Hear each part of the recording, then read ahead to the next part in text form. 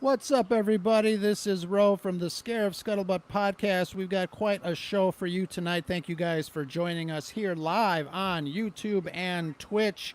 We don't do a lot of Twitch broadcasts, but sometimes we get our gaming face on, and tonight is one of those nights. I am joined by an amazing panel tonight, including my co-host, my what did you call yourself the other day, Brad? You are my butt to my. You are my butt to my scuttle. Butt? Yeah, the Yeah, scuttle to my butt. There you go. Yeah. Hold on a second. We need a producer. I'll be the here. butt. You can be the butt. Hey, yeah, there's everybody. How's it going, everybody? Hello. We picked up a tray. Yeah, so thank you guys for joining us. We are live on YouTube and Twitch. As mentioned, we've got quite a little broadcast, a little show tonight, but I want to introduce everybody in the chat, and we'll say hello to everybody. You guys all know him. It's Brad, my scuttle to my butt, as we mentioned here on the Scare of Scuttlebutt podcast. And another member of our Red 5 network family, Charlie Skywalker. How's it going, Charlie? Hey, how are you doing, everybody?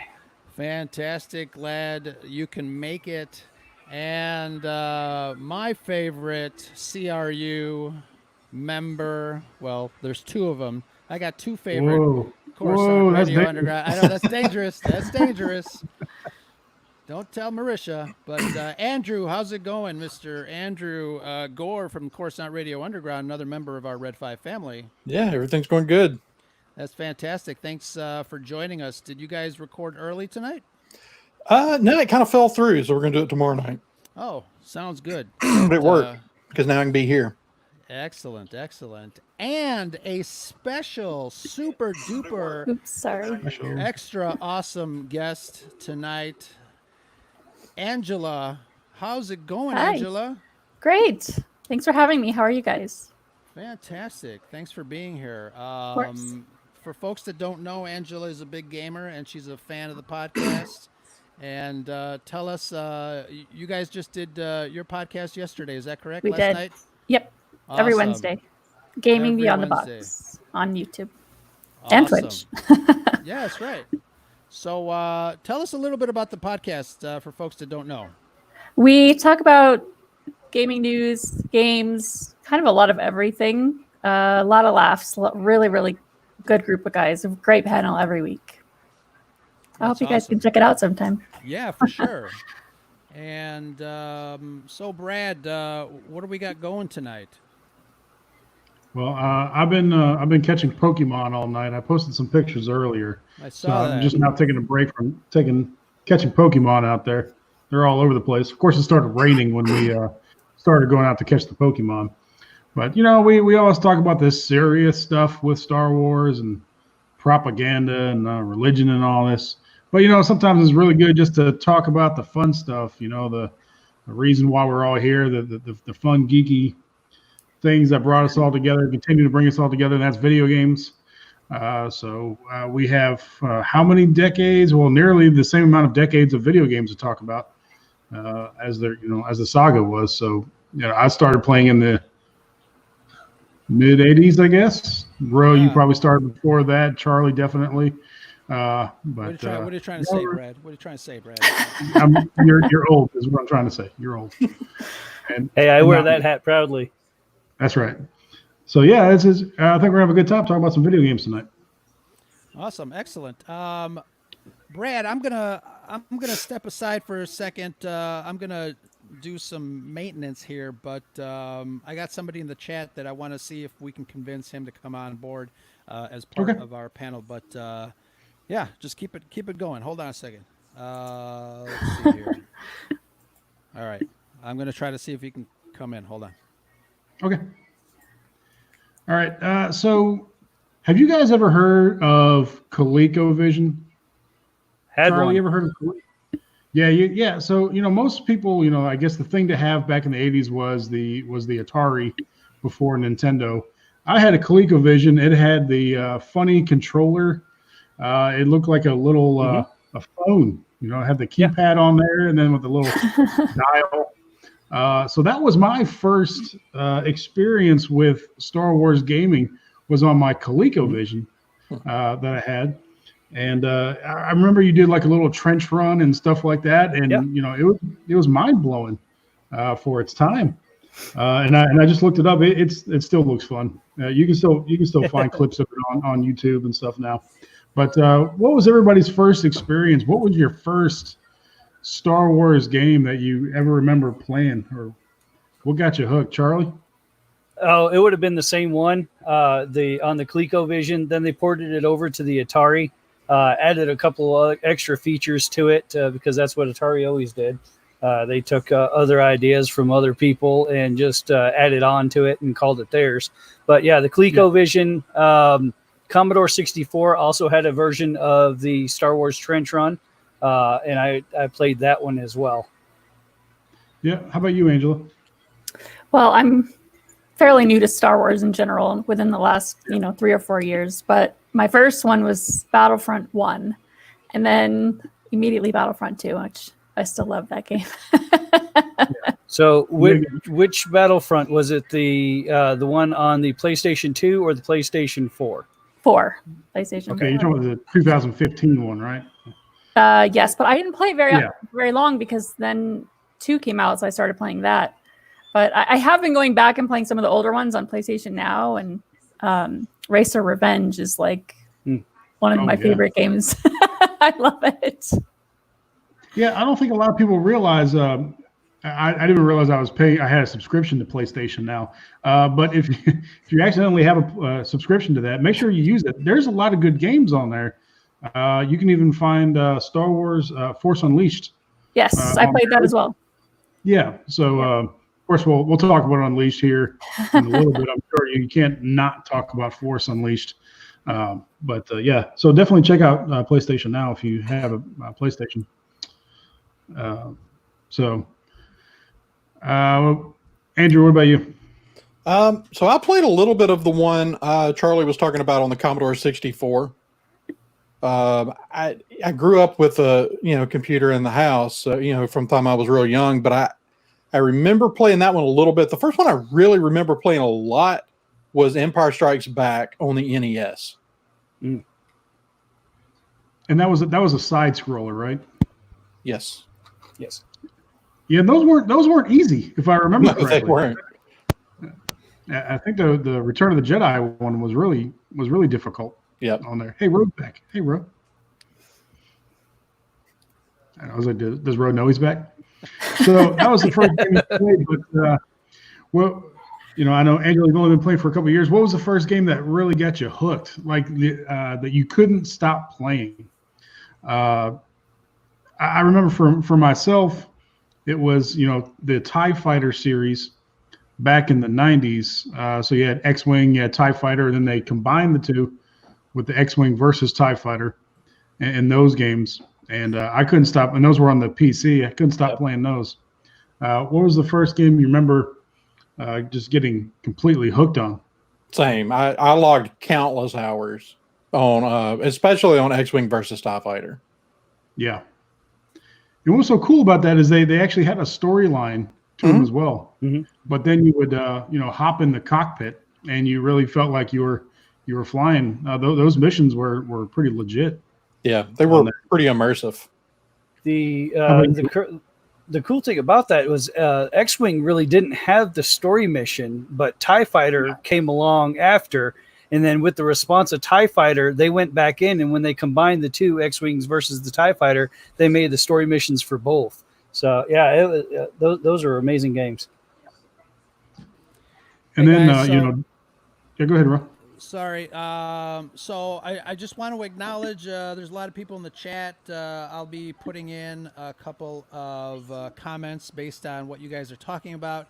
And we have another special member of our Star Wars community who decided to join us as well. He's a big gamer. Let me pop him up too. We can talk about our favorite Star Wars games. And he just left. Thank you very much. Man, it's exciting.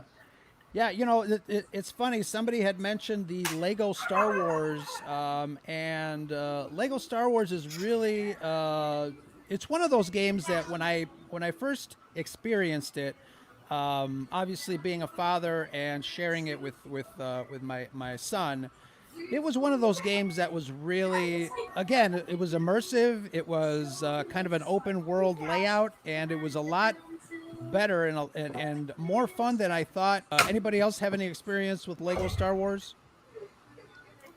The There Force you go. Awakens was great. I loved that game a lot. It was really just cute. Yeah, Fun, and funny. it's really a fun game, and it's very collaborative.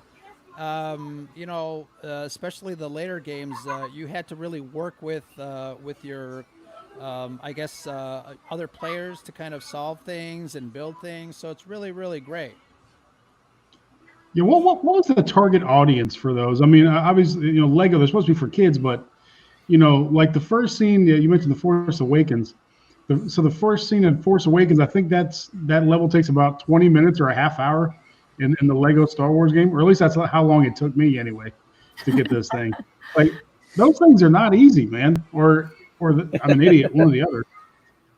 Maybe a little bit No, of both. I mean, they were just enough of a challenge to kind of keep you coming back, and it was definitely one of those games where, gameplay was never the same twice, so you had to kind of keep going back and kind of exploring things, and that's one of the really cool things about those games. I know, we'll definitely talk about our favorite types of games, whether we like. The story games or the the single player flyer games, or do you guys like games that have plot? Like obviously some of the later Star Wars games are very inclusive with story and canon, and they're part of it. So what do you guys by the way, we've got our other guest here, Yoshi Vu, who is a big gamer, and he's on here with us. Yoshi, how's it going? You got your mic on? Yes, I do. Hey, how are you? Awesome. Thanks for joining us. I see that you were in the chat. Are you were you watching us on YouTube or Twitch? Both. Oh, one then the other, and then Ex- the one again. Excellent.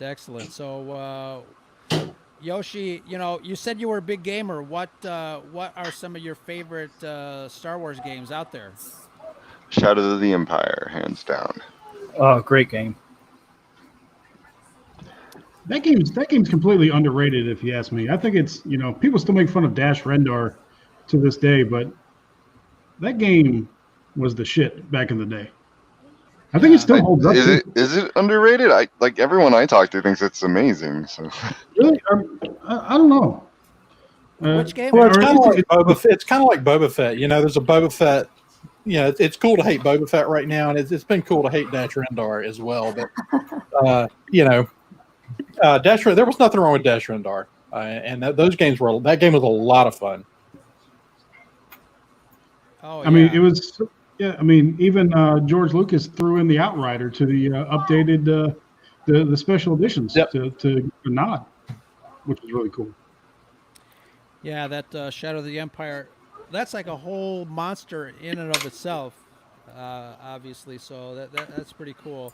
I wanted to ask Angelo, what kind of, besides Star Wars, I know you play a lot of other games and stuff like that, and you cover that stuff on your show with your partners. What kind of other games do you guys like playing?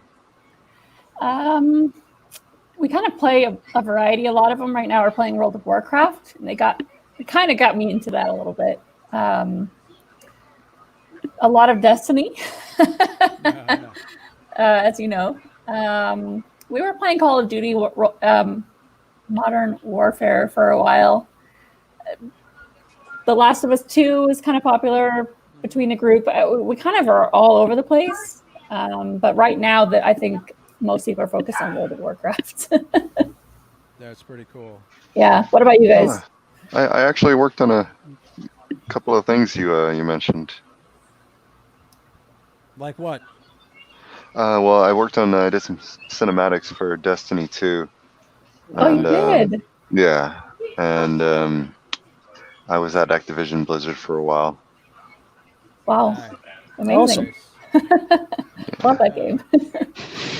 Yeah, I didn't work on World of Warcraft though, but I did work on this was way back before I even got into visual effects. You mentioned Modern Warfare. I was still in the military, and my unit did motion capture for the first Modern Warfare.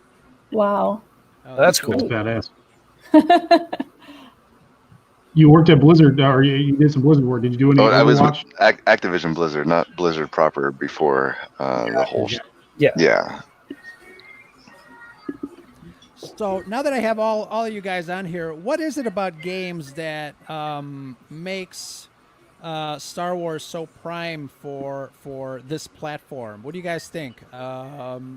Andrew, I know we talked about on both of our shows. We talked about the fact that Star Wars is, obviously it's adventure based. Besides all the other stuff, but what are some of the and you actually also, I mean, we've got this message up on the screen here, over 100 Star Wars games across all platforms. And I know a lot of people are not aware of some of the older ones and even some of the ones that have been authored for the PC.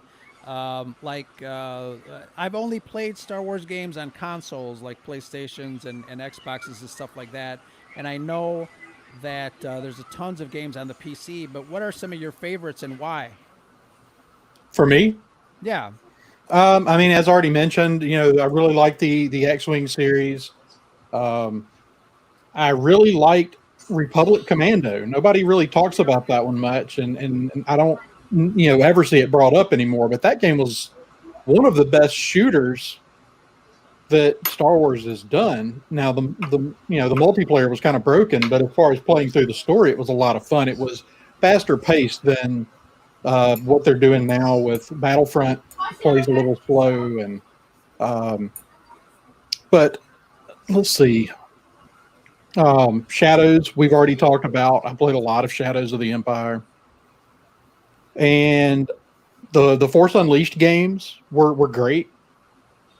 I mean, I used to be really into the arcade games. Star Wars has a great history just in arcade games. I remember the big console games, and I spent a lot of quarters on the Death Star Trench one, but there were two: the stand-up one and the one that you actually got inside. Yep. With the speakers behind you. I spent a lot of money on that one. Yeah, at Star Wars Celebration Orlando, at the 501st after party, they had I don't know whose collection it was, but they had, I don't know, 10 to 15 of those old arcade games set up in there for everybody to play. The main one that you sat down on was the trilogy game, where you got to pick the Star Wars. Let's see, A New Hope, Hoth, or the Return of the Jedi. That came out in 1993. Was really ahead of the curve on that one. It really focused more on the graphics that you just were never seen up until that point in an arcade game. Tons and tons and tons of quarters went into that machine. As far as arcade games go, though, I don't think you can top, at least personally, the pod racing game, the one where you can actually sit down in the pod racer, and you can use the controls there. They look similar to the controls in the movie. Why they haven't remade a pod racing game is beyond me. Especially like with the VR, I think would awesome with the VR using the two sticks. They did bring the old one back for the. They just re-released them. Yeah. Where? Or am I completely out of the loop? Yeah, like last month they re-released Pod Racer HD remaster for like PlayStation and Switch and PC. I did. Get out of here. Yeah. Or I'm logging off. I'll see you guys later. But let me ask you guys this, especially Yoshi, since you're at the cusp of technology. VR is kind of slowly making its way to, I guess, the mainstream. Obviously, you've got the games from Oculus, Vader Immortal, and things like that. Why aren't more games coming out in VR? Do you guys don't? I mean, I feel that they're kind of coming out slow. Obviously, in the Star Wars world, the Darth Vader game that I mentioned is one that's very, it's out there. But is it that hard to create these games and these scenarios in VR, or what's the deal? Is the public really just not, catching that train, or what? From my experience, the public is not catching on the train really. And plus, it's still a very, very new medium for games. The only one so far I've seen that's really nailed it is Half-Life Alyx. And that's the first like mainstream game that I feel like, okay, this is what VR was made for. This is what it was meant to be. And even that wasn't enough to bring more people over into the VR. I think it's just the whole concept of it isn't mainstream enough yet. Or it might never be. I don't know. It might be like 3D TVs and just never really catch on. Check the PlayStation Store for Pod Racer. Brad is making a purchase already. Brad's already checked out. Yeah. I mean, that's. I'm a little mad. I don't know how I missed that. Yeah, it was like last month too. Yeah, the VR stuff is really interesting. From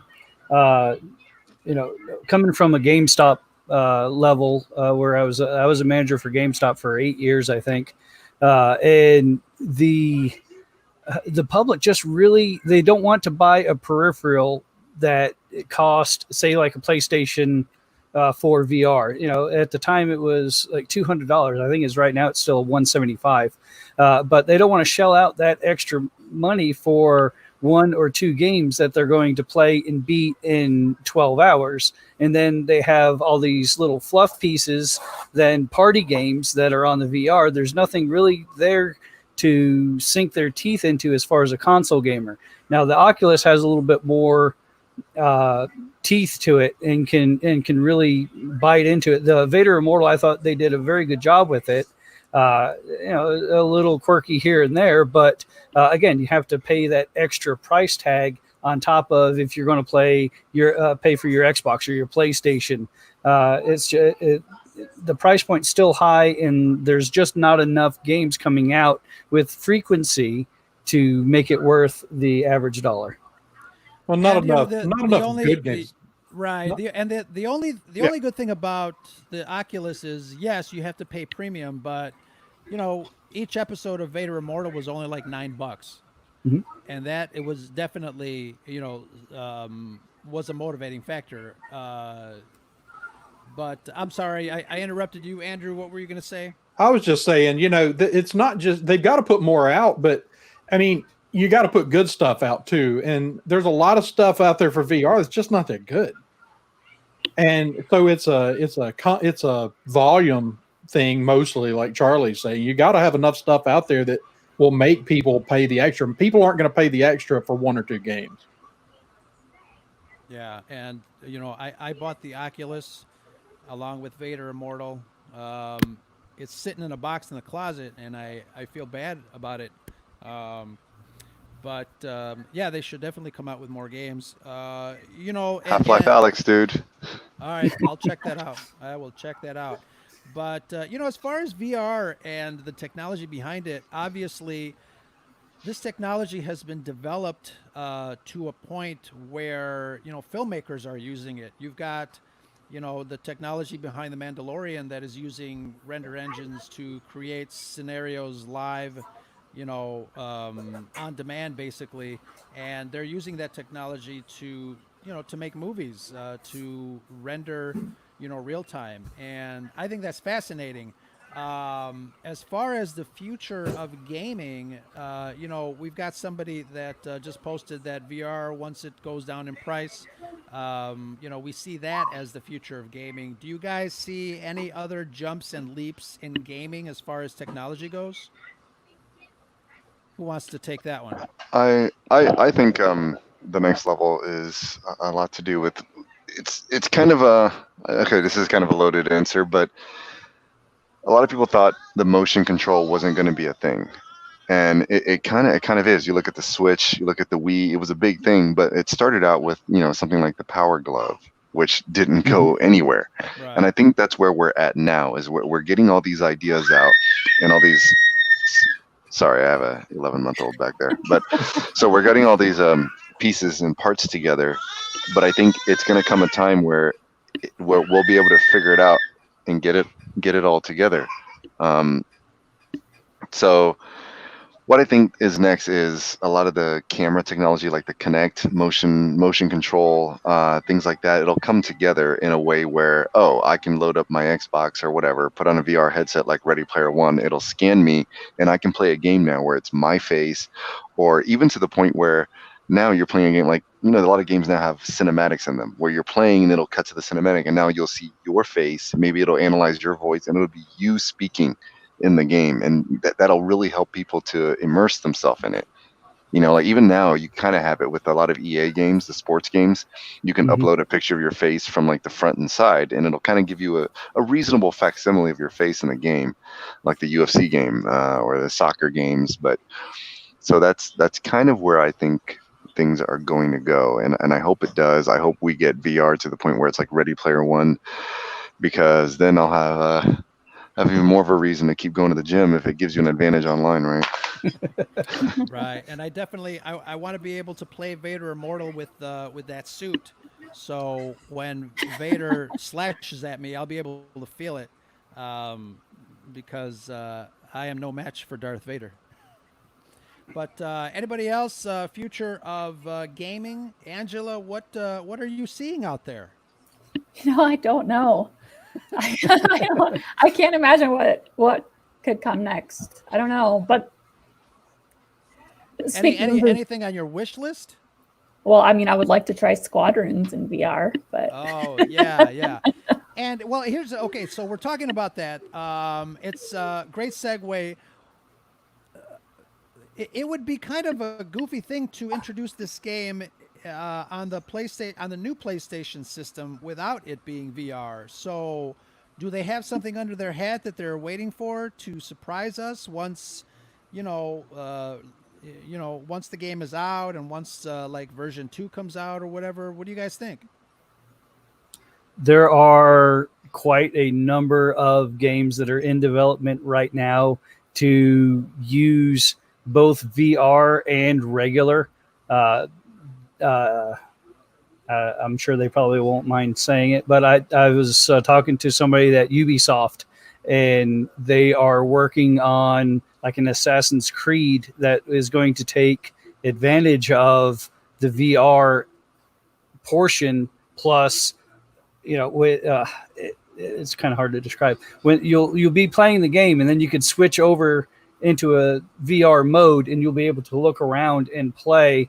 Then it's going to evolve into you're just playing like a version of Assassin's Creed where you're completely in VR, and you'll be playing the entire game. So baby steps, but it's definitely in the works to incorporate more VR. A lot of the space games that are supposed to be coming out, other than Star Wars, are supposed to have VR aspects to them as well. That's pretty cool. One of the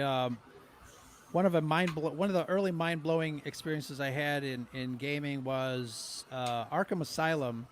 The graphics and cinematics and the introduction to certain levels were pretty cool. And I remember Batman flying around, and you see part of the story, and you're going through there, and then he stands in front of you. And then I was waiting. I was just sitting there waiting for him to do something. Then I moved the controller, and I realized, oh damn, this is actual gameplay. And I was blown away by the graphics. Joey Rosales, one of our Scuttle buddies, has a question on screen. Do you guys have any guilty pleasure Star Wars games or games that you love that most people think are bad?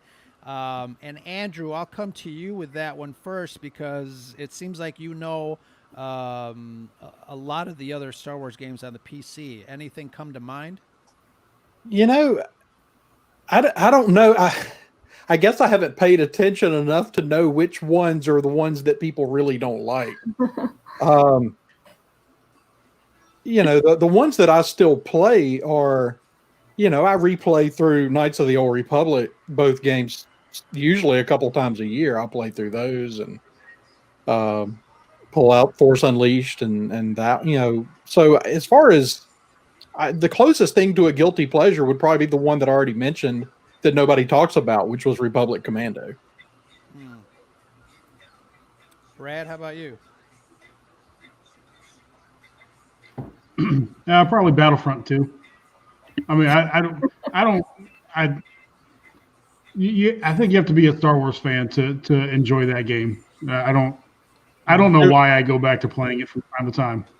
Well, There's so but I nothing do. else to enjoy about it except that it's Star Wars. Yeah. I mean, they did add that last mode, the co-op mode, which is pretty good.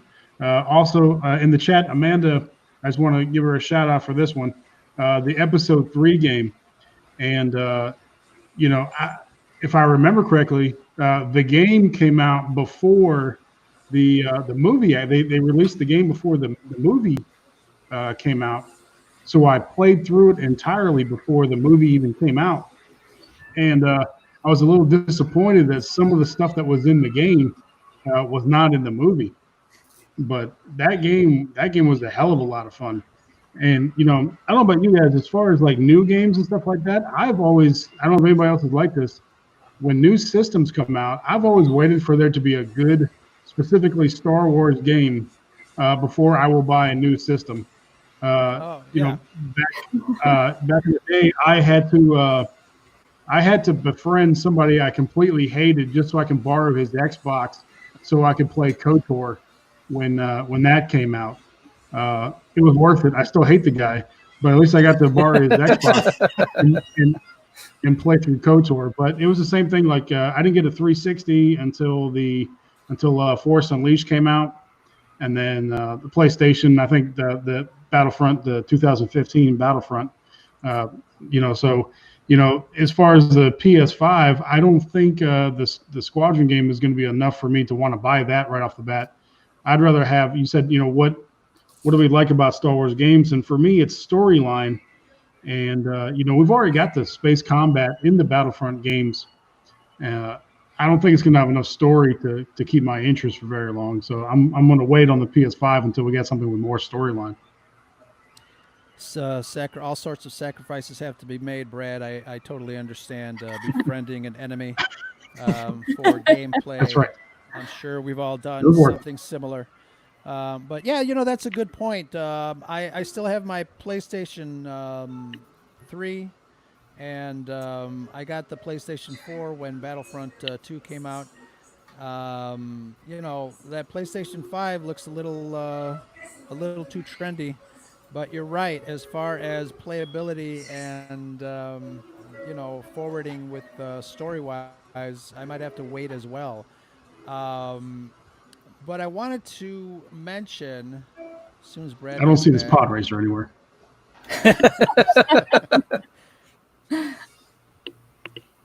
You know what? I haven't checked it either, too. But you guys are messing with me. I know what Playing with my emotions. That's because it's called Star Wars Episode 1 Racer, not Pod Racer. Racer Revenge is on PS Now. Yeah. Yeah, the official title is Star Wars Episode 1 Racer. There you go. Nice. So I wanted to. We'll find it. I wanted to quickly mention. Brad and I want to thank Shannon, who's in our chat right now. She is one of our new. Well, actually, I think she's one of our original Scuttlebutt followers back last year when we started the Scare of Scuttlebutt podcast. I think her and we were having this discussion a while ago, Brad and I, to find out to kind of think about who was our like number one or top five. She's definitely in the top five. I think Ali K was also up there. But she just became one of our patrons on Patreon, and we appreciate her support. She's got a really cool project coming up, and I hope you guys, when it's announced, I hope you guys can take advantage of that. She's going to be doing some scripting and some shooting for a project that is coming up in the future, and that's really exciting. So our original, she even changed her name to Scuttlebutter SS. That is devotion.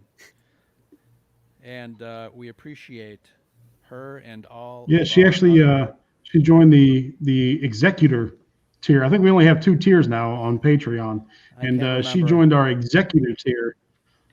So we want to definitely thank her for that. So that makes her our top patron for sure. And yeah, she says it's gonna be a fan film, on YouTube that's based on 1990s science fiction TV shows. So right, like you said, right now she's writing that and doing the casting work for that. So that should be pretty exciting. She's got 2023 predicted for that, and she's got a question too. Yeah, she wanted to know which would come first, the next Star Wars movie, a new TV series, or a new video game based on the Skywalker saga. Lego. You know, those guys at Lego are very inventive, and I love the fact that each disc, each saga or series, whatever, is so rich and immersive. I don't know what'll come first. Probably a new TV series. I don't know. After Cassian, what do we got? We got Obi-Wan Kenobi coming. The Lego Star Wars Skywalker Saga game comes out this year. Oh, very nice. So there you go. There you go. I want the video game to go along with the Bad Batch that we got coming out. I want a Bad Batch video game. Oh yeah. I mean that. Hey guys, I got to get going. All right, brother. Thank you very much for joining us. Absolutely. Thanks for having me. Yep. Give Have a good one. give your little baby a hug. You can hear why. Bye, Yoshi. All right. Thank you, Yoshi, for joining us. So those are all really cool things, man. What else is going on in the world of gaming? Angela, I know, like I mentioned earlier in the broadcast in the show, you guys did your show last night. Anything new? Well, yesterday we kind of did a fake news podcast, which was really fun. But let's see. I'm trying to think of something you guys wouldn't already know. Oh, just go for it, man. We talked a little bit about Ubisoft Forward. I don't know. I can't think of anything off the top of my head. I'm sorry. You know, it's funny. I'm seeing a lot of stuff, a lot of controversy over a certain game online on Twitter, and I think one of the authors were getting like death threats or something like that, which is kind of strange to me. I understand that people love, their beloved characters, and I guess the Star Wars fandom is no stranger to that sort of shenanigans. But it's interesting, to say the least. What do you guys think? I have a random thought going back to bad video games that we like to play. Spill it. And that's the SWOTOR that came out, the Old Republic game that came out a few years ago. I'm with Andrew. I don't know who considers what bad, but I think technically speaking, it's not a great game. And I spent way too much money on it too. I don't know why I spent all that. I think I have like 5 million like cartel coins built up that I haven't spent. Right. Well, but I'm sorry, I didn't mean to cut you off there. No, you're good. I was just saying, the thing is one of the problems with Star Wars games, and some of the ones they've put out lately, I haven't really enjoyed either of the Battlefront games just that much. But Jedi Fallen Order was a lot of fun. Was a great story game, and part of me just kind of wishes Star Wars would just do that, mostly story games.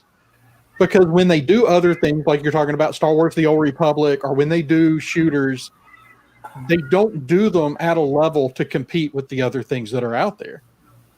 Yeah. Star Wars has never made a good shooter. And and for some people, that's not a big deal. But I play FPSs. I mean, 90% of my gaming is on FPS games, and there isn't a good Star Wars one. Yeah, it's Yeah, the last this- game as far as a first-person shooter. I had a lot of trouble with that, and I'm not a big gamer. The only games that I'm really addicted to are a lot of the Need for Speeds, and that's usually what I go to when I turn my PlayStation on. But a lot of those commands are for me anyways, they're really difficult, and I guess my hand-eye coordination is not what it used to be. Yeah, my son's over here playing Modern Warfare, and he's good. He's got aim, but I think they call it what they call potato aim. I mean that's what I got. I can't. I can run around or I can shoot, but I can't do both those things at the same time. But give me a game like Fallen Order with a story like they had wild success with Fallen Order. Why would they not just do that? Repeat that process with a different character. Right. I don't Now understand. the other side of that, I would really like to see them, if they're going to make shooters, if you're going to make Battlefront 3, then, go all in and try to compete with Call of Duty and or Apex and Fortnite. Go the Battle Royale route, compete with those guys. Do something different. I mean, you've got an EA brand making Apex Legends, which is a fantastic shooter. Mm-hmm. But EA, as far as the Star Wars games, what they're willing to do, they just are not willing to. And I don't know if it's that they're really not wanting to compete with their own shooters or what's going on there. That's interesting. I think it comes more down to game mechanics versus laser blasters versus MP4s or something. They have something for the war games like Call of Duty that they can. All right, we know this gun behaves like this. We know that this does this. And when they try to project something like that into the code on a blaster rifle, it doesn't really mesh because you have it's a longer. I don't know. It's a more of a, I think it's more of a game mechanics issue than that. But I agree. They should really either go all in and just incorporate the different round sizes or just stick to the stories.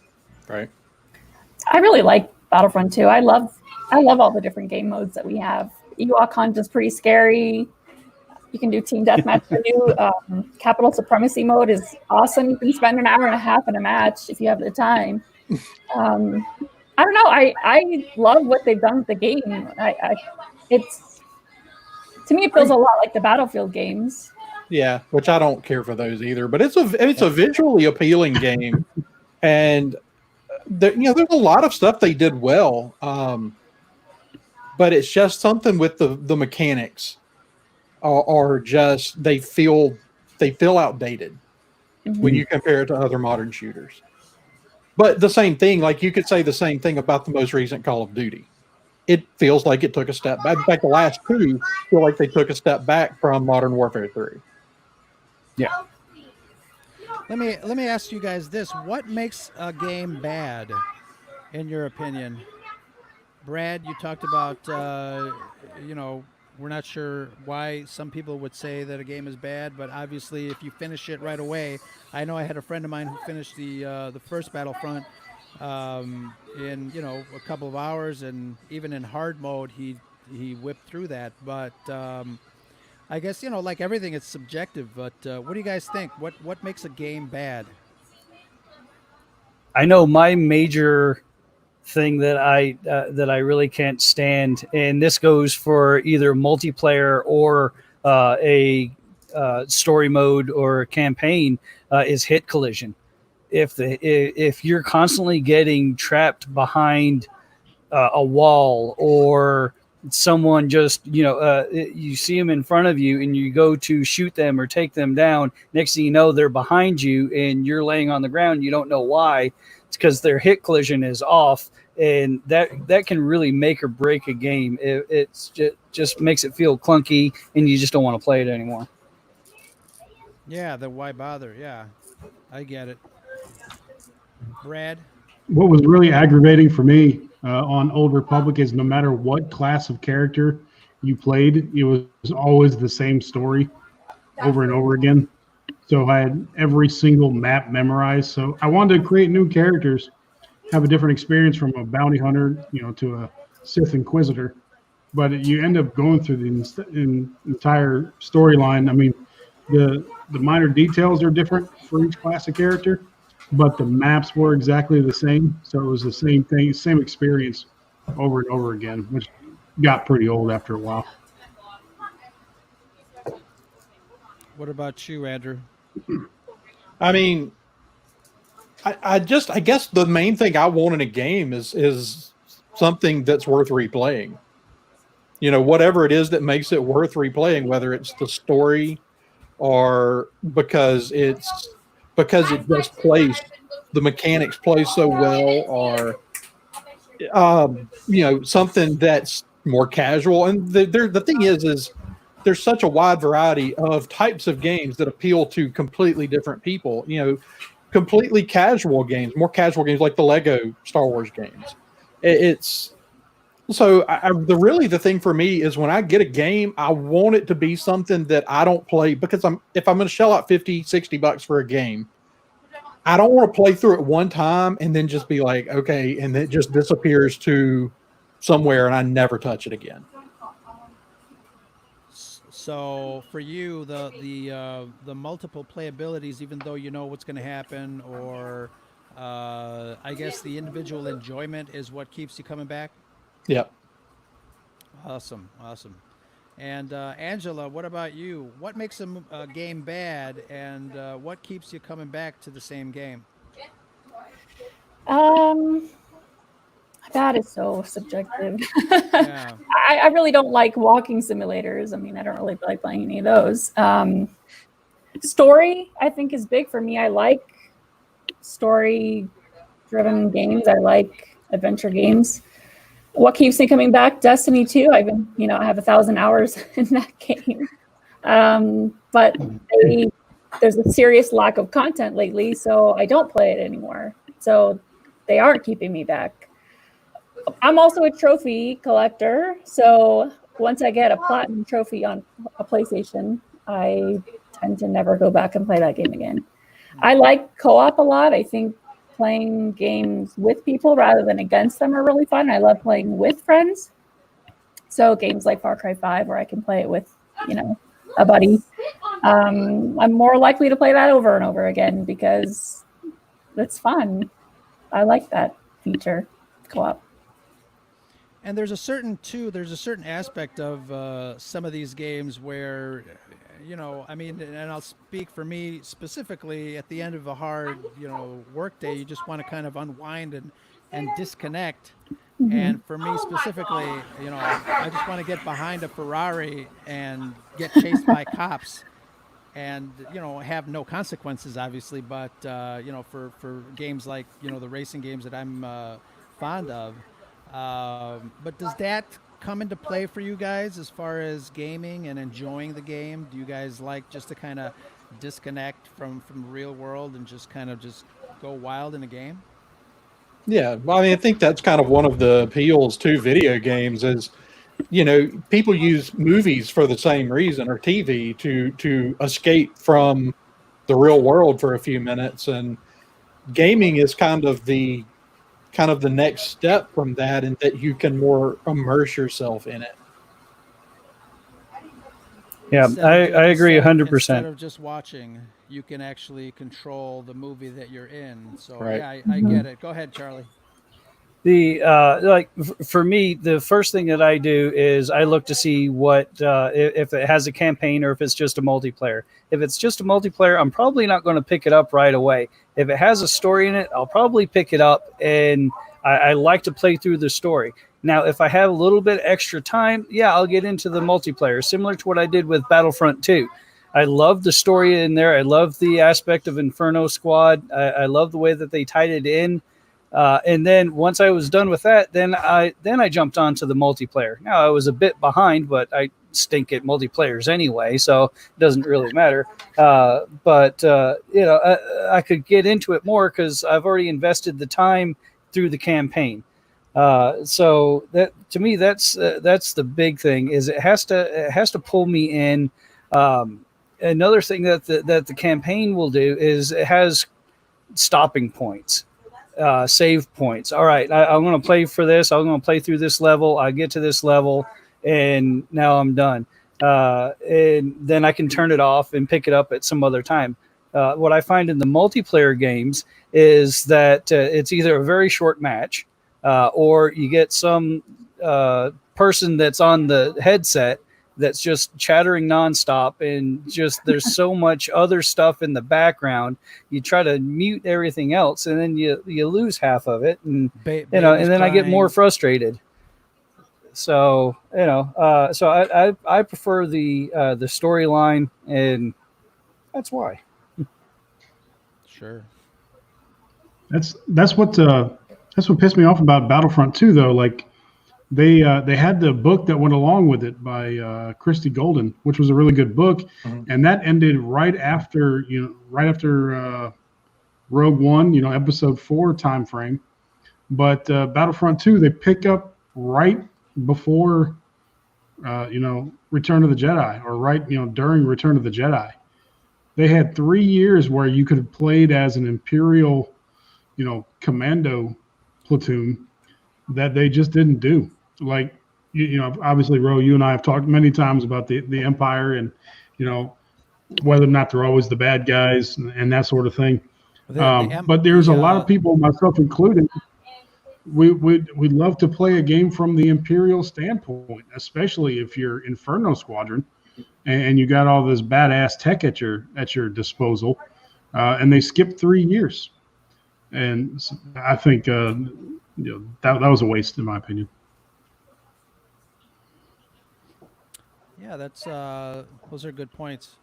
We've had a couple of comments in the chat. Gaming is a place you can go and escape to another world. You can be a badass in Last of Us, a Jedi in Star Wars, or just sit around and enjoy the scenery in Skyrim. That was from Amanda. Thank you very much, Amanda. Cam is also chiming in.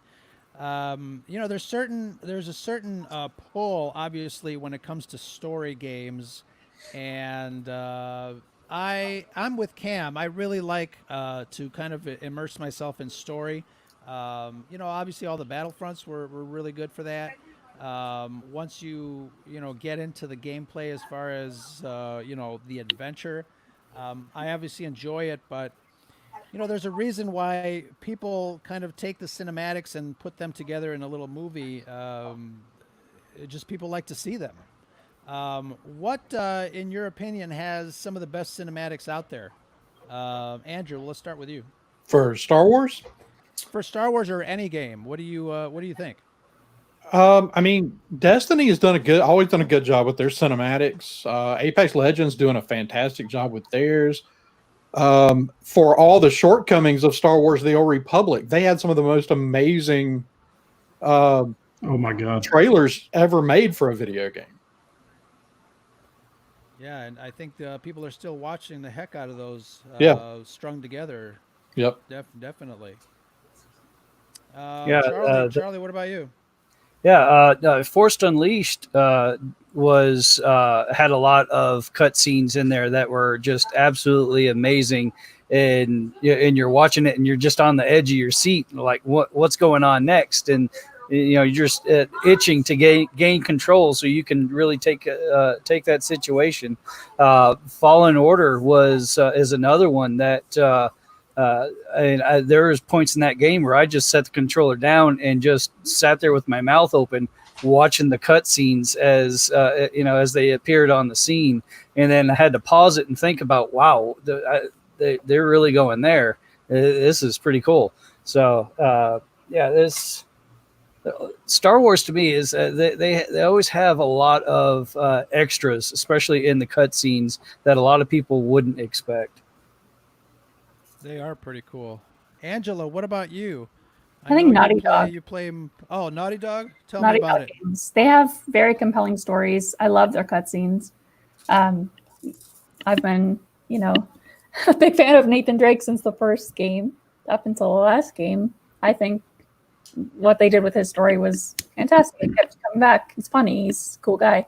But also, The Last of Us 1 and 2, especially Last of Us 2, they had a lot. They had, 11 hours or something of cutscenes in The Last of Us 2. Wow. That's a lot. That's a lot of material there for a game. I could be wrong, but they had a lot of cutscenes in that game. Yeah. That's cool. Brad, what about you?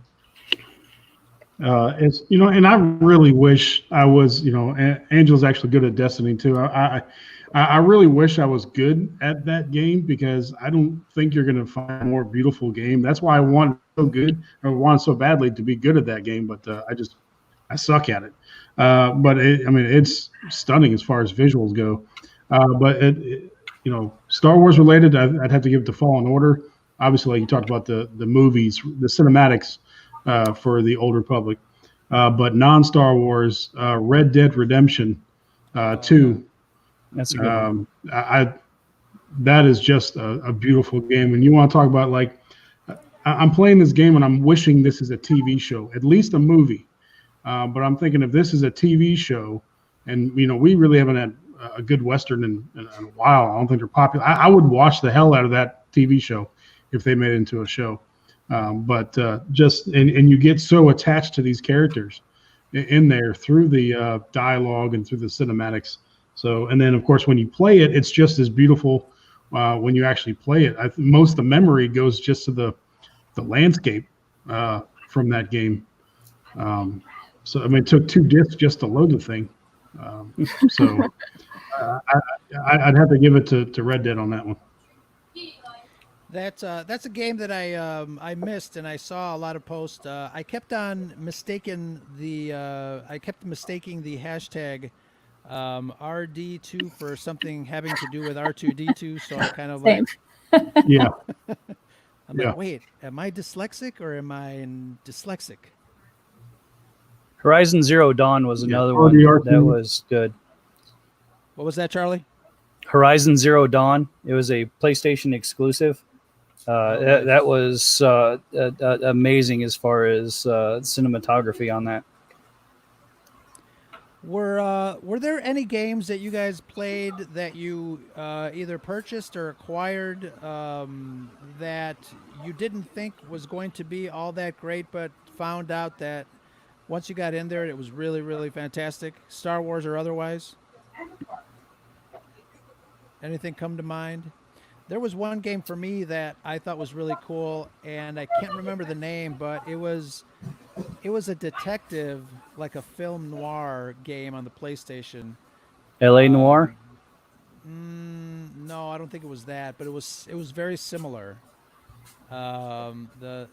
You had to make some decisions. I can't remember the name, but it was it very. The very Wolf similar. Among Us? Was it a Telltale game? I think so. Sounds familiar. But any other games come to mind that you guys were pleasantly surprised? I picked up a copy.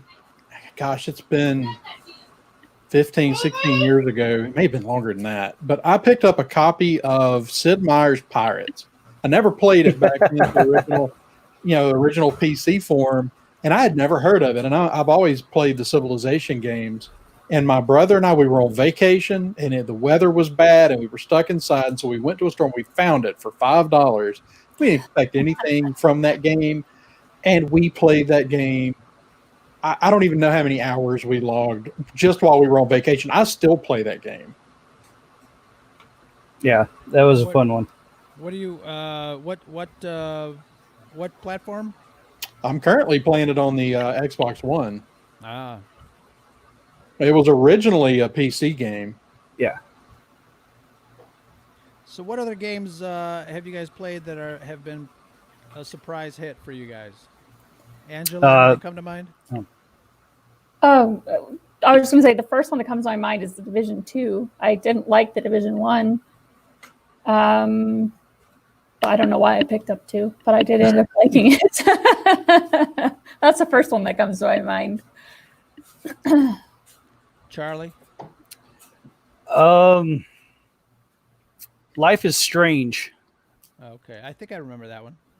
That was you play a girl who has time traveling and kinetic powers, and I wasn't sure. I got it for free.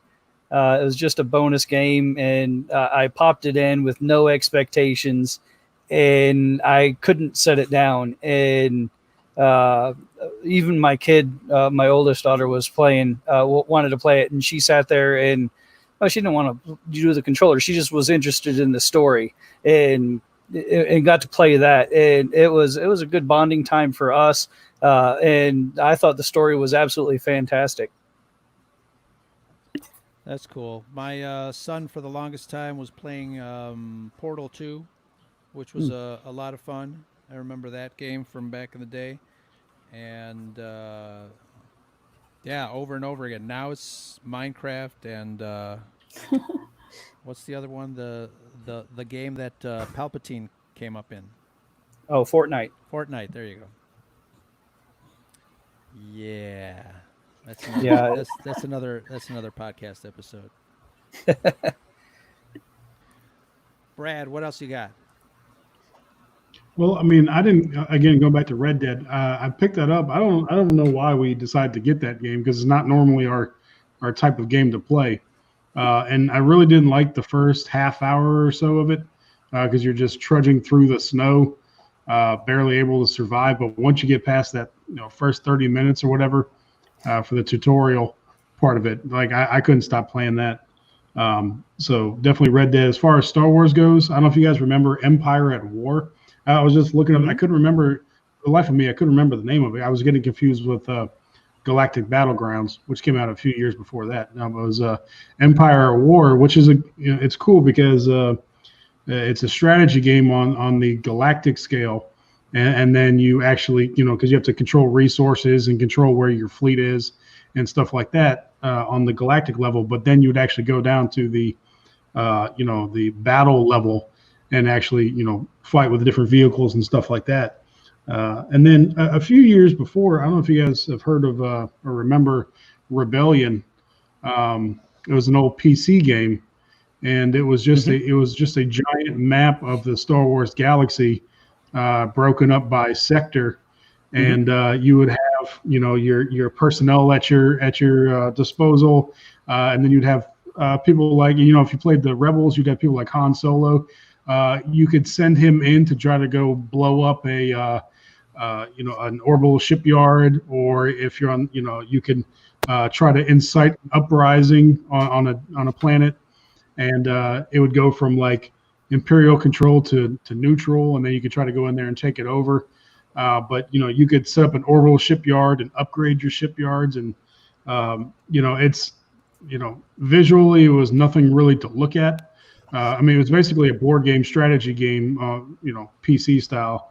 But as far as strategy goes, I think it's still. I would play it today. I think you can get it on Steam, or at least it was for a while. I think it still holds up today. Okay. Yeah, that came out in 1998. That was a great game. Yeah. Great strategy game. Cam is showing his age. He used to play on the Commodore 64. I had the Commodore 64, and I can only program one thing. I think I remember programming a ball that went from one side of the screen to the other, and then laughing, and that was it. But I've still got a Commodore 64 if you want to give it another go. yeah, right, yeah. I think I still have it at my mom's house with the of all things the tape drive, which to me was I guess at 12 years old was kind of a fascinating thing. But so I got another question for you guys. Any games that you guys wish existed that don't from Yes. any IP? There you go, Angela. I knew you'd have an answer for that. What do we got? Mandalorian. I want a Mandalorian game. What would you do in the Mandalorian game? I mean, obviously, I want to play as both. I want to play as the Mandalorian, and I want to play as Baby Yoda a little bit. I want to, use that little baby hand and the Force. Yes. Yeah, and I'm sure it's coming. I'm sure. But I don't know. Lately, it seems like Lucasfilm has been a little bit slow on the go as far as product comes, especially for this new stuff. But I'm hoping they pick up the mantle and just kind of run with it. But a Mandalorian game would be really great, and I think my friend here would really enjoy it. I have that same I have that same Baby Yoda. He's so cute. He doesn't. Thank you. He went with me to Best Buy. I put him in the car. He felt. Nice. Don't tell anyone.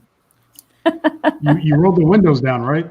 I hope you kept the key. No, they brought the game to the window, actually. I didn't have to get out. Anybody else have a wish list on games that don't exist that they wish did? I really wish they would have made a game where you could play the Empire and win. Because most of the games, it bucks tradition. They had a game in, I believe it was on PC, in maybe a regular PlayStation 1, where it was a World War II game. But you could choose another side, and it affects the whole outcome. And I think that would be something really interesting to. It's more of a what if game. But if you could play as the Empire and you can actually win in some sort of story mode, and it kind of plays along with it, to me that'd be awesome. A lot of us are Empire minded anyway. So, the one game that I really would like to see would be something like that. Yeah, that would be Rebellion. actually You pretty cool. could win. You could win in Rebellion. But as an I'll have to Imperial, look that up again. One of the things I wish they would bring back. Obviously, I'm one of the Old Republic type fans. I mean, they can just update any of the Old Republic games, and I'd be happy. But I like that decision making aspect of those games where your decisions determined whether you went to the light side or the dark side. They did that a little bit with Force Unleashed, not really too much. I mean, just really there at the end. That's about it. But I like how your decision making determines the outcome of the game. So I'd like to see them incorporate that a little bit again. So Amanda's got really wanted a Star Wars game about a smuggler and the whole criminal underworld of the Star Wars universe. Wasn't that supposed to be 1313? Oh yeah. Yeah. Yeah, you were in the. I mean, and they were 98% done, or something like that. 98 or 99% done with that game when LucasArts got bought out, or dissolved, or whatever the hell happened to it. Why they didn't finish that? You can still see screenshots or whatever on YouTube. They could fix that up. That would because there were no Force users at all in that game. It was going to be all the different species and stuff in the CD underground of Coruscant. So, and you were a detective in that game. And there was a rumor that at the end you were going to be able to play as Boba Fett, and maybe they nixed it for that reason. They didn't want to kind of mix up canon with what they might have up their sleeve, at least up to that point. But now that we know that, or do we know that Boba Fett is appearing in Mandalorian Season 2? Maybe, maybe not. But yeah, it's you still see, I think there's some cinematics that are still available on YouTube for 1313, and obviously all the artwork that was released, prior to the sale that you mentioned.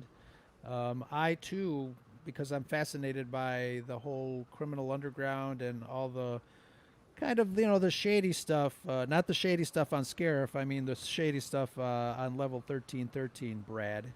But yeah, I think that game would have been great if they released it. What would you guys think of a Sims or a Sim City type game, but set in the Star Wars universe? Am I the only type of geek that would actually enjoy that sort of thing?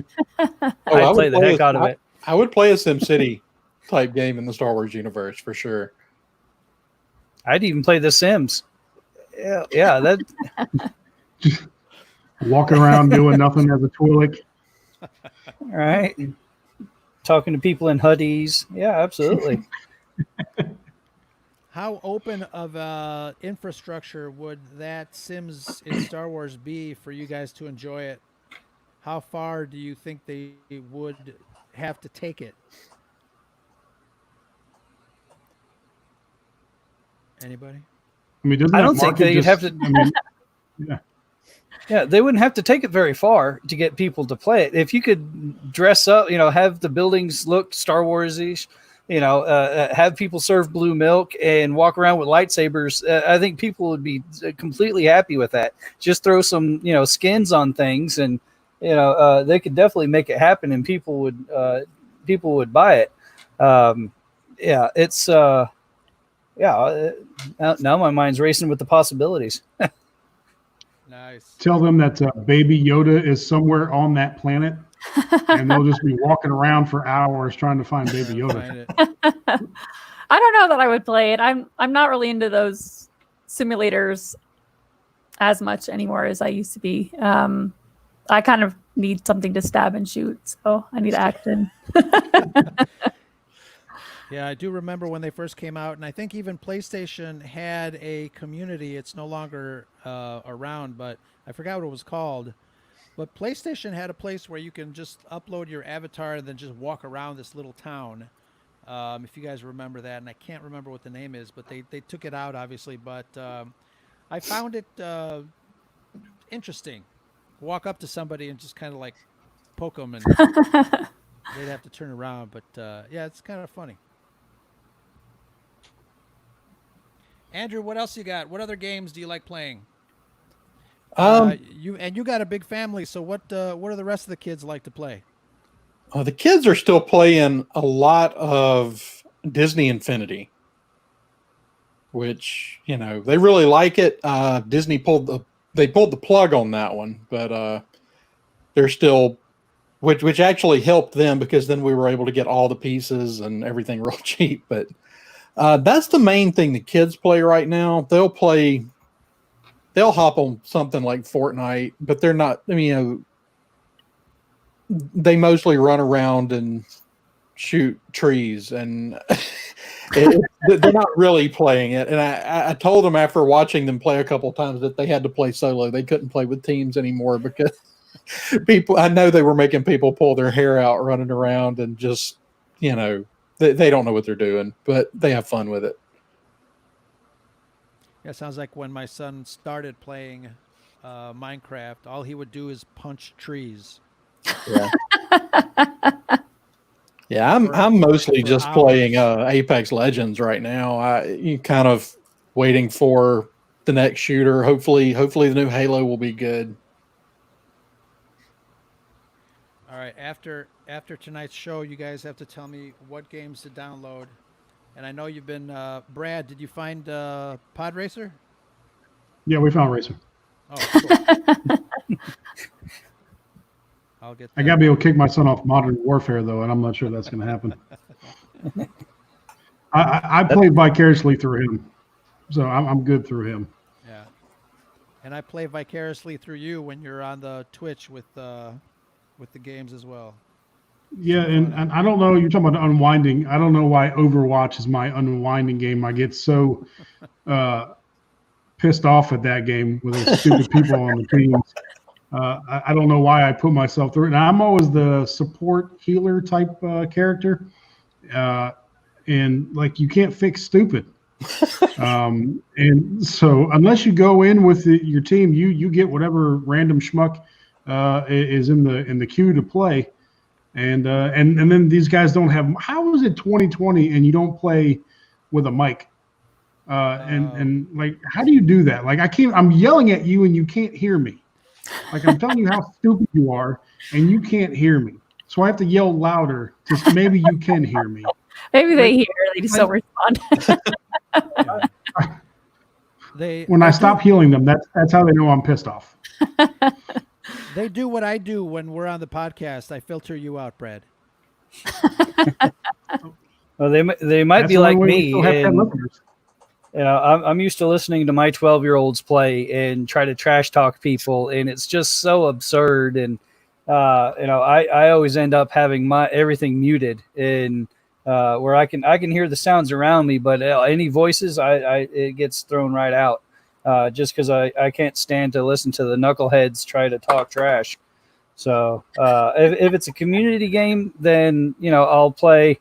You know, I'll have it. You know, the comm open just for team members, but most of the time I can't even stand that because, like you said, you get thrown in with a whole bunch of people that you don't know how they play. So I just end up playing solos. Right now I'm playing Warzone a lot, and I just stick to solos on that. Yeah, on screen, Dreadpool has a comment regarding Disney Infinity, and I think if I remember that right, is that white platform that Yes. had these figures? Yep. on Yes.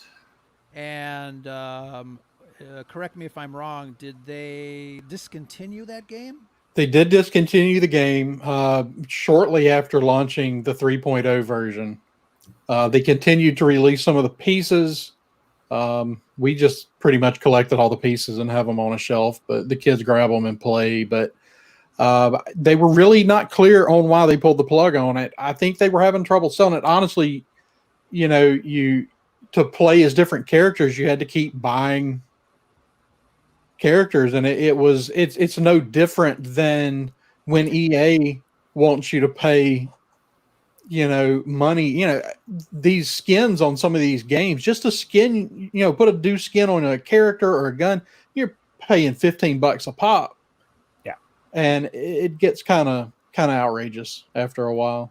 The only thing about this game, though, too, I mean, I bought a whole bunch of these, and they're really cool. Even though The figures were great.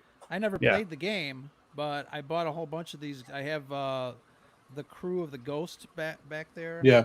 And they're really great. Well, when they first came out, the starter sets were $80 to start with, and that came with like your three main guys, and it kept pressuring you. Hey, to unlock this part, you need this character. Hey, you need this character, and then to go buy that character, it's $15 to $17. Right. And parents were just like, you know, hey, I'm not going to do it anymore, and so. They started getting traded in, and you know they're nickel and diamond. You know, of course, GameStop nickel and dime for everything, and you know they're trying. They'd sell it back for 5 cents a character and try to sell them for $10, and it still just wasn't worth it. Right. The support dwindled. People started playing other type of games, and so they just decided not to continue with it. You know, he put up Ahsoka there a second ago. For the record, I would play the hell out of an Ahsoka game too. Mm-hmm. Yeah. They've got how many years that are free that they can design a game for her. I would play that too. It's honestly kind of, You know, it's even worse. Yeah. You know, even worse than people like talking trash on the mic is in the middle of a match, your own team sends you a message. Like I don't know how you have time to do that. Like, how are you doing that? I don't know how that happens. But you know, the character I held up, you know, she's a healer, but in order for her to heal, you have to beat the crap out of people. And this guy sends me a message saying, "Stop being so DPS." And like for once in my life, I showed restraint and I did not respond to this guy. And I don't know how it happened, but I'm like, you have no idea how this character works, and you're going to send me a message and saying like, I'm literally healing you by beating the crap out of people, and you're telling me to stop doing that. I miss like things like in Halo 2 and Halo 3 where they had proximity chat, where if you were close enough to the enemy players, you could talk to them. What? Yep. Yeah. Oh, that's cool. Yeah, that was That's popular neat. after you down somebody, and then you could go over and yeah, never mind. I Or you won't could say sneak that. around people's base, and talk to them, and hide, go hide somewhere in their base and just sit there and just talk and drive them nuts. Why is it that there's not a lot of new Star Wars games besides, obviously Squadrons was announced, but you mentioned um, being able to play an Ahsoka game with a lot of material, that may or may not be canon for a game like that. What's up, Disney? Come on, let's get rolling. Yeah, I don't know what the Licensing. problem is. Yeah, well, it was that they licensed everything out to one company. Yeah, EA Lisa. is the main licensor. Not only that, in order to make a Star Wars game, you have to go through so many hoops in order to get things approved. You have to go through this story group. You have to go through Lucasfilm. It's You have Disney, to, bro. It's Disney. Like, come on, man. it should be a lot easier than what it is, but it's still. I mean, you could make a Star Wars type game in 2 years for any other company, but if you want it to be Star Wars and actually have Star Wars in it, it takes a minimum of 4 to 5 years to make the same game. So all that red tape has to get done and has to get approved before you can make that game. So it adds 2-3 years just to make it. And every game right now takes 2 to 3 years to make.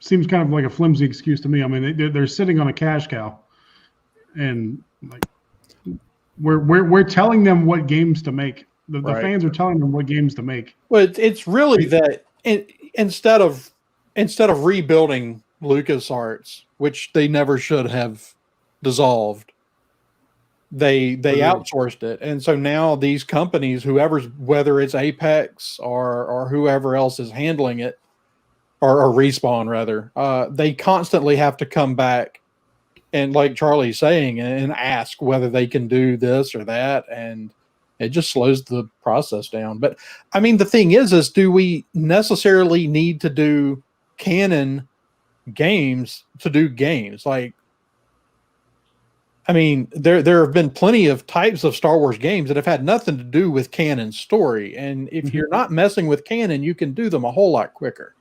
Right. I'm kind of surprised Old Republic is still out there. I'm surprised they let that keep going.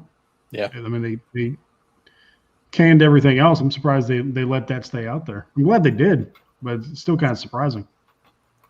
I think they have plans for it. The rate that they are getting things from what they classified as legends and non-canon stuff and bringing it into canon now, I definitely think that they're going to have some tie-ins, especially with the High Republic stuff coming out. I think they're going to pull a lot from that type in that era. Charlie, I think you might overestimate them a little bit. That would be like a coordinated effort. And I'm not sure if that's really their thing.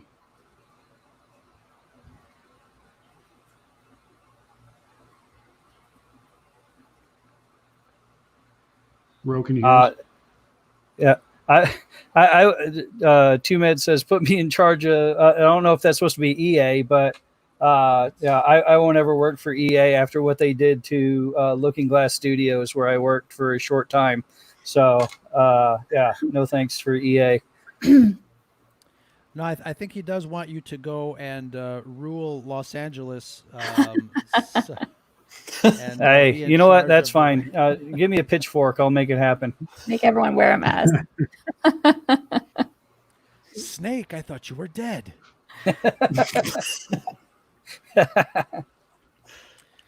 But Yeah, so this has been really great gaming discussion. Any final thoughts on Star Wars games or games in general? I know our panel tonight.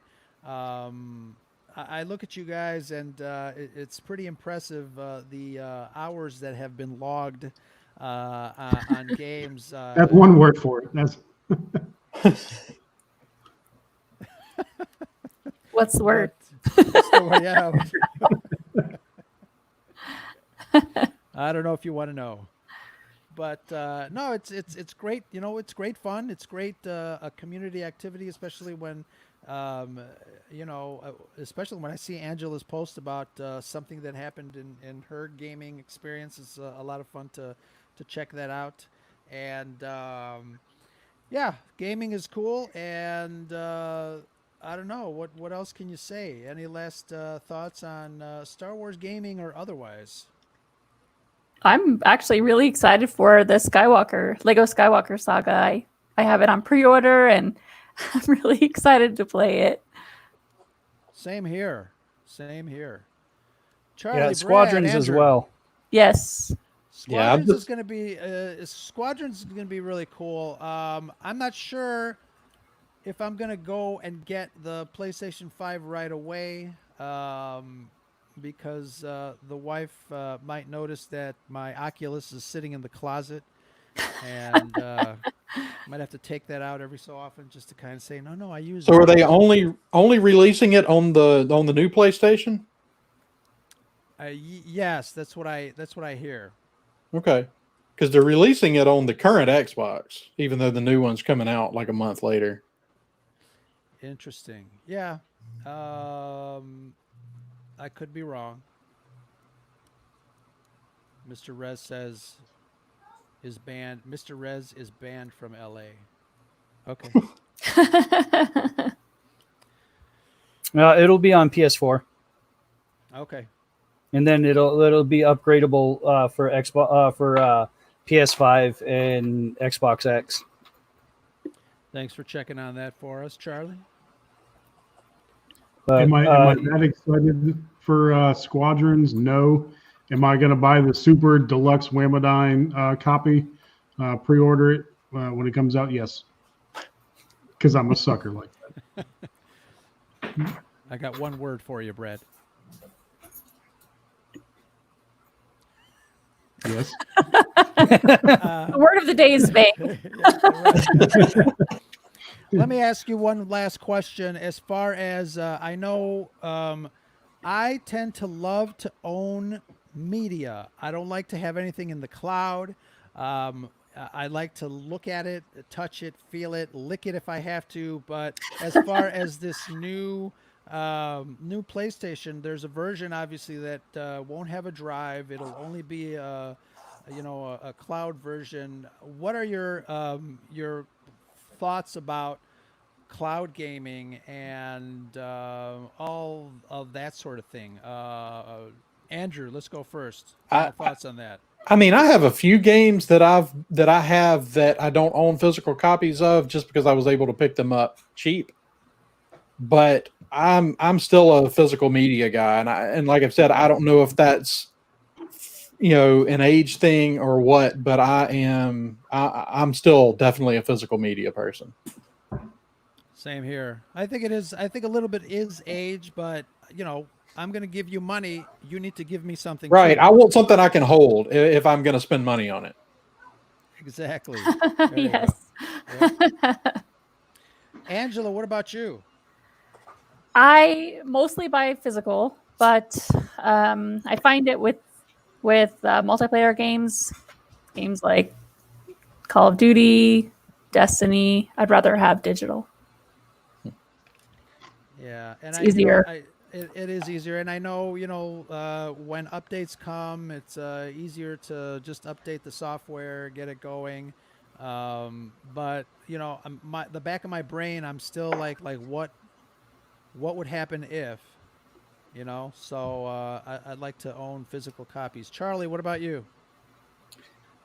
Well, I was a physical copy guy, but when my kids were going through their 8 through 12 phase where things just got kind of thrown around and they were started getting into my games. I kind of switched.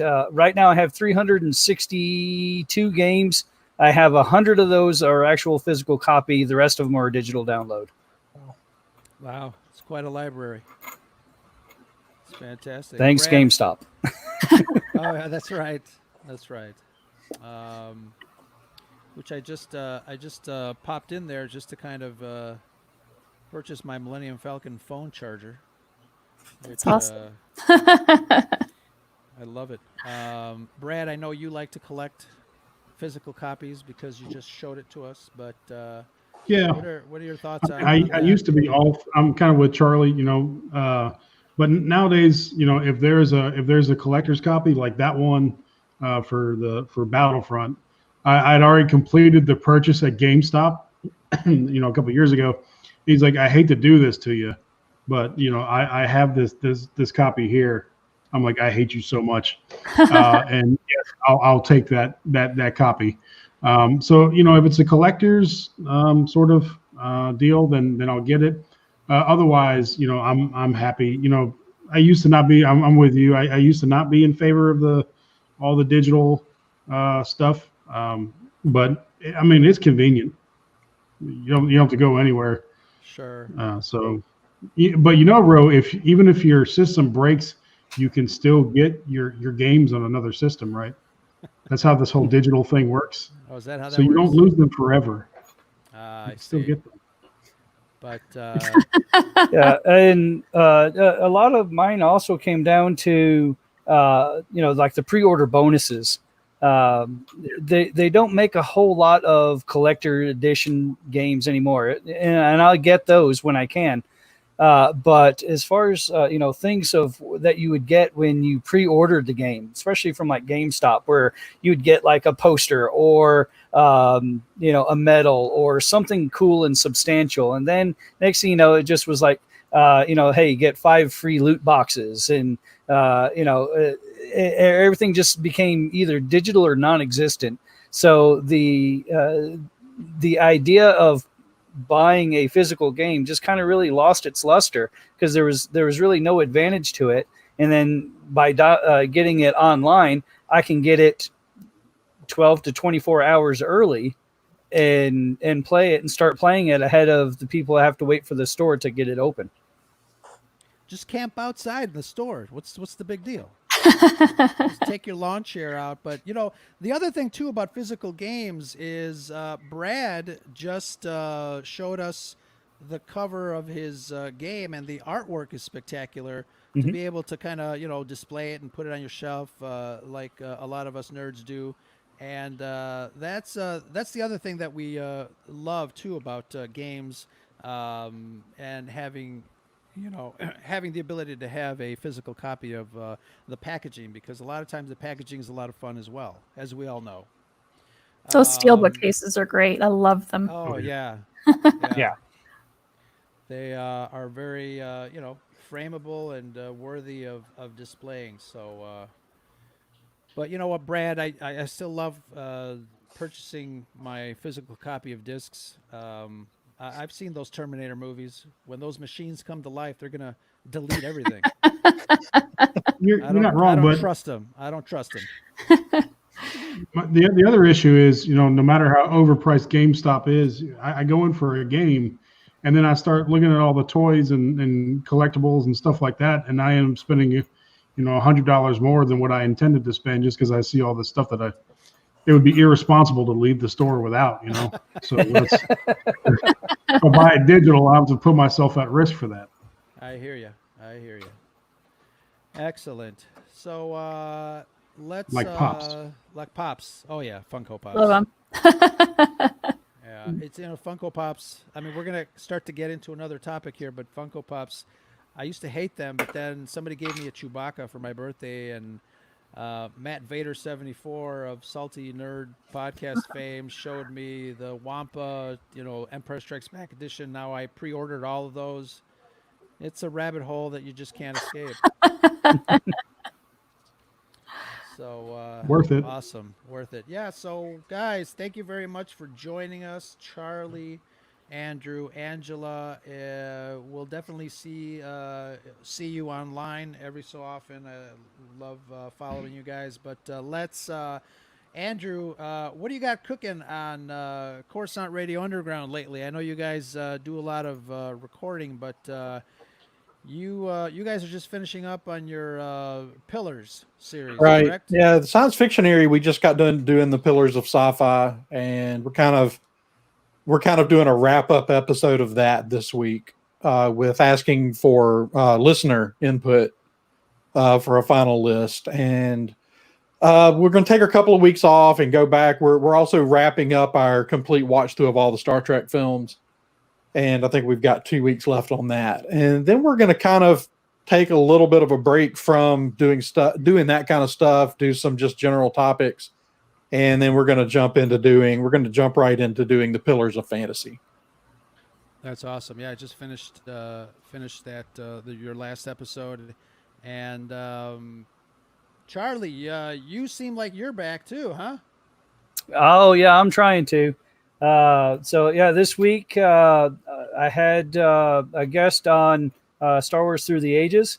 Then yesterday I was lucky enough to be a guest spot on Wookiee Radio. Had a fantastic time with those guys. And then my next one is coming up really soon. As soon as we can lock down a date, I think next week. And it's a continuation on Star Wars The Therapy. And we're going to be looking at the music of Star Wars. That is fantastic. Music of Star Wars is very therapeutic. I know the folks over at WSTR just finished doing an episode on music and asking folks what their favorite piece and what it means to them. And it's, stuff that you can talk about 24 hours a day, 7 days a week. It's nonstop. And Miss Phasma, Angela, what you got going? Well, my podcast, Gaming Beyond the Box, every Wednesday with the most amazing group of guys. It's all guys and me. But again, we talk about gaming news and games. It's really great. Please check us out on Wednesday nights. And that's it. I don't really have anything else going on. Yeah, I think last night I was lurking in the chat with you guys while you guys were talking about games. So really cool stuff. Thanks for coming. Excellent. And before I get to Brad, I want to ask Andrew when Coruscant Radio Underground and the Scare Scuttlebutt are going to do a mega crossover episode on the intricacies of Twilight.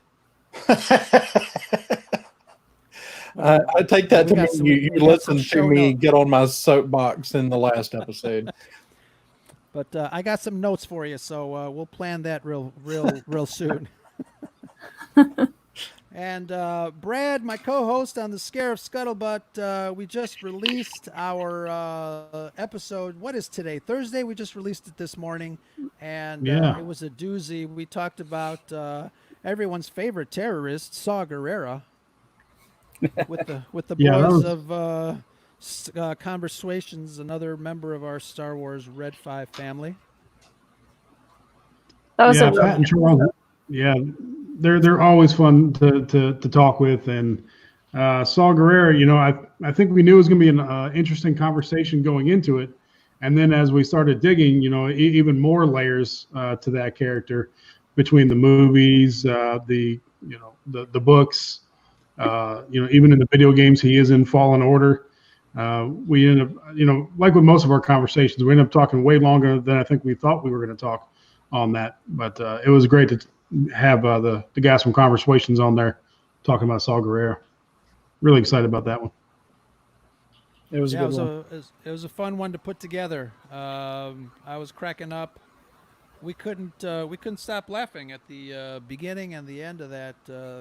Pat and Charles were funny as usual. Excellent. Final thoughts. Irreverent. That's the word. That's the word for tonight. Irreverent. It took an that hour to and the 40 bank. minutes, but we figured out the word for the night. Yes. And that's okay. Education takes time, and it's an investment in the future. All right, guys. Thank you for the PSA. That was Yeah, good. that's a great PSA. Thank you guys for joining us. Thank you guys, everybody in the chat, for joining us here live on Scarif Live, YouTube, and Twitch. Remember to look for us on red5network.com, the number 5, red5network.com. We got a great list of shows for you. And make sure to follow our special guest. What's your Twitter handle again, Angela? Let's remind the folks. It's Captain Fatsma, PHAT in there on Twitter and Twitch. Awesome, awesome. And your compatriots, some of them were in the chat tonight. Yes. I Hi, guys. assume. Thank you so much for coming. I love you all so much. So emotional. I really love them. I mean, No, it's great. honestly, Yeah. it's the best group of guys. That's awesome. That's awesome. Here, let's pop that in there. But thank you, everyone in the chat. And remember to follow the Scarif Scuttlebutt podcast on all the socials. We are Scarif Podcast on Twitter and everywhere you get your shows. Usually we do a call out. If anybody wants to leave us a voicemail, we usually kind of listen to what you guys have to say.